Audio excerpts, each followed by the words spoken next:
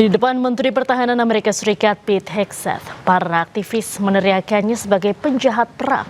Dengan lantang, para aktivis juga menolak berperang demi membela Israel. Akibat aksi para aktivis ini, kericuhan saat sidang berlangsung pun sempat terjadi.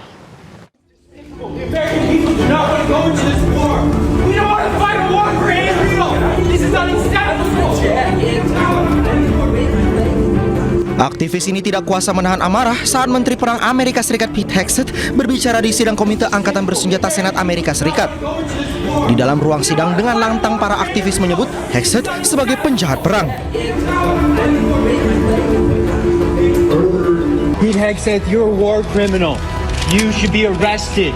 Selain itu, dengan tegas ia menyatakan warga Amerika Serikat tidak ingin bersekutu dengan Israel dan berperang demi membela Israel.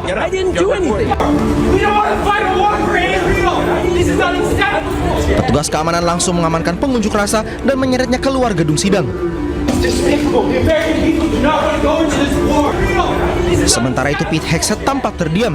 Sejenak ia menghentikan pidatonya. Setelah situasi kembali kondusif, Hegseth kembali berpidato memberikan kesaksian tentang penggunaan anggaran militer Amerika Serikat dalam perang melawan Iran. Hegseth menyebut kebijakan itu sesuai arahan Presiden Amerika Serikat Donald Trump, termasuk mencegah Iran memproduksi senjata nuklir.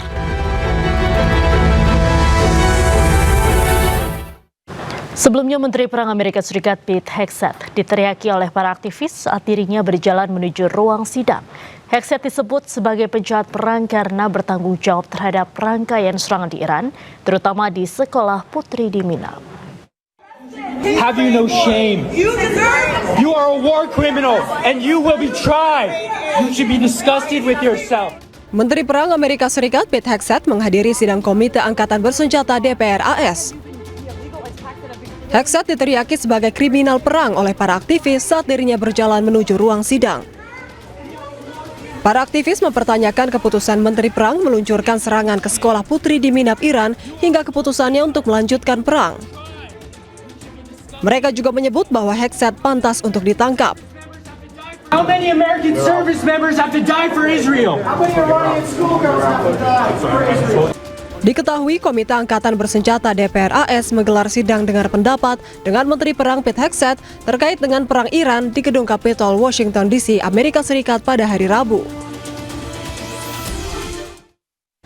Sementara itu, Senator Amerika Serikat memperingatkan Menteri Perang AS Pete Hegseth bahwa operasi militer terkait perang dengan Iran sudah mendekati batas akhir, yaitu 60 hari. Namun Hegseth mengelak dengan menyatakan batas akhir 60 hari itu tidak dihitung saat gencatan senjata diberlakukan. To Secretary Hegseth and General Kane, the War Powers Resolution specifies that a war initiated by a president without congressional approval must be concluded within 60 days. It can be extended by an additional 30 days if, quote, the president determines and certifies to Congress in writing that unavoidable military necessity respecting the safety of the U.S. Armed Forces requires the continued use of such armed forces in the course of bringing about a prompt removal of such forces. We're right at the 60-day deadline. Is the president intending to either seek congressional authorization for the war in Iran or send us the legally required certification that he needs an additional 30 days to remove U.S. forces from the war? Just briefly on the previous question, we do know that these are designated terrorist organizations, so we treat them like the Al-Qaeda of our hemisphere, just as a note. But that was not the question I asked. I know there's more to that question. I just think it's important for the public to understand that. There's no willy-nilly targeting of drug boats. We know exactly who these people are affiliated with. I was asking about what's on the boats. On Iran. Ultimately, I would defer to the White House and White House counsel on that. However, we are in a ceasefire right now, which our understanding means the 60-day clock pauses or stops in a ceasefire. They're not in. Yeah. It's our understanding, just so you know. Okay, well, I do not believe the statute would support that. I think the 60 days runs maybe tomorrow, and it's going to pose a really important legal question for the administration. We have serious constitutional concerns, and we don't want to layer those with additional statutory concerns. Pemirsa, ribuan buruh di Filipina membakar patung Presiden Amerika Serikat dan Perdana Menteri Israel saat aksi Hari Buruh Internasional.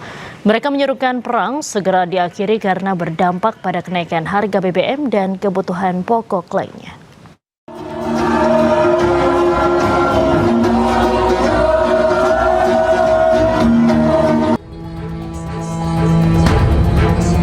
Ribuan buruh di Manila, Filipina turun ke jalan memperingati Hari Buruh Internasional atau May Day. Mereka menuntut pemerintah Filipina untuk menaikkan upah buruh, menolak intervensi militer asing, dan mengatasi kenaikan harga bahan bakar minyak. Aksi Hari Buruh mencapai puncaknya saat para pengunjuk rasa membakar sejumlah patung dengan wajah bergambar Presiden Amerika Serikat Donald Trump, Perdana Menteri Israel Benyamin Netanyahu, dan Presiden Filipina Ferdinand Marcos Jr. Mereka juga menyerukan agar perang di Timur Tengah yang diciptakan Amerika dan Israel segera diakhiri. Panawagan namin yung wakasan, yung gera sa pangunguna ng United States of America at ng Israel, no, sa Iran, no. At ito yung naging dahilan ng matinding krisis sa krudo o sa petrolyo sa buong daigdig. Dito sa ating bayan, di matinding krisis talaga rin ang inabot ng ating. Di Filipina, harga solar dan bensin melonjak tajam yang disusul dengan kenaikan harga kebutuhan pokok lainnya sejak perang berkecamuk di Timur Tengah.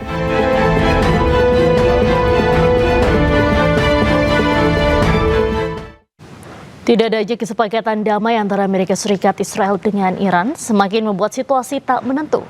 Namun dalam 24 jam terakhir Israel mendapatkan pasokan amunisi baru seberat 6.500 ton dari Amerika Serikat. Dua kapal kargo bersandar di pelabuhan Ashdod dan Haifa, Israel dalam 24 jam terakhir. Selain itu, truk-truk militer, kendaraan tempur lapis baja ringan atau JLTV, dan peralatan militer lainnya dengan berat sekitar 6.500 ton juga dilaporkan telah tiba di pelabuhan Israel. Sementara itu, beberapa pesawat kargo dengan membawa ribuan amunisi untuk perang udara dan darat juga telah tiba di Bandara Tel Aviv.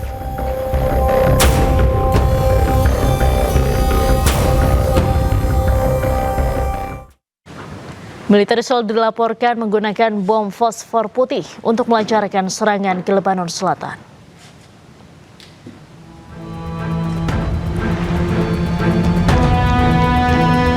Serangan bom fosfor yang diduga dilancarkan Israel terekam kamera video amatir warga. Serangan menargetkan kawasan Nabatia, Lebanon Selatan. Namun belum diketahui apakah ada korban dari serangan tersebut. Bom fosfor terbuat dari senyawa kimia yang dampaknya bisa menyebabkan luka bakar parah terhadap korbannya. Penggunaan bom fosfor telah dikecam luas oleh komunitas internasional dan kelompok HAM seperti Human Rights Watch.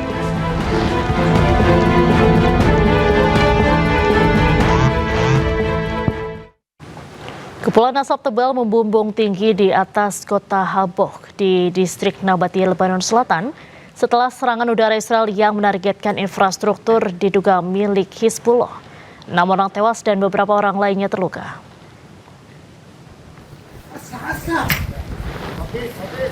Rekaman video menunjukkan ambulans menuju pintu masuk darurat Rumah Sakit Al-Najda Al-Shabia.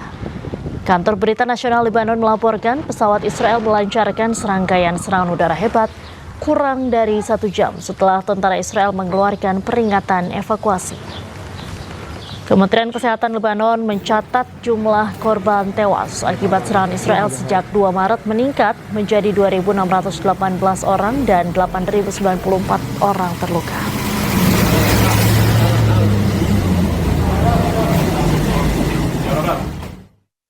Sebuah tank hancur usai pejuang Hizbullah mengerahkan puluhan drone-nya.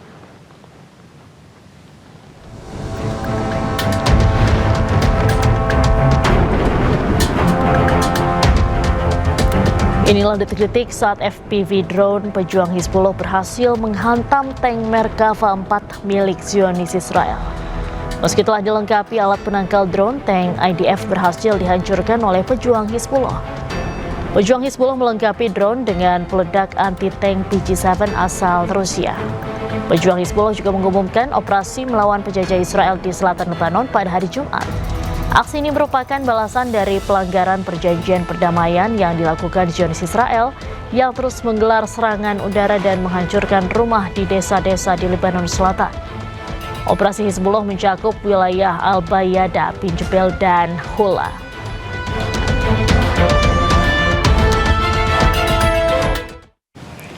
Serangan drone Hizbullah menghantam pangkalan militer Israel di Shomera, menyebabkan 12 tentara Israel terluka. Penggunaan drone peledak Hizbullah kini menjadi ancaman terbesar militer Israel.